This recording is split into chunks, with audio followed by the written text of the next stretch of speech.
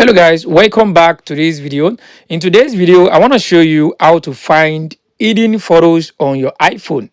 To actually check your hidden photos on your iPhone, this is what you have to do. The first thing you have to do, you have to open up the Photos app on your iPhone. So let us open up the Photos app to check our gallery. So once you tap on the photos, it will open up the gallery on your iPhone. So once it opens up, I want you to scroll down, just continue scrolling down. So once you scroll down a little bit, you are going to see where it says hidden. You can see we have hidden at the middle here. So I want you to tap on that hidden. So once you tap on the hidden, it will ask you to put in your password, your phone password, or your face ID. So just put either of the two. So once you put anyone, either your face ID or your passcode, it will open up your hidden photos for you.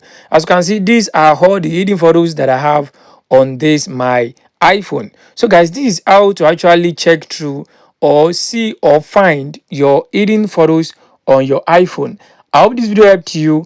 Thanks for watching.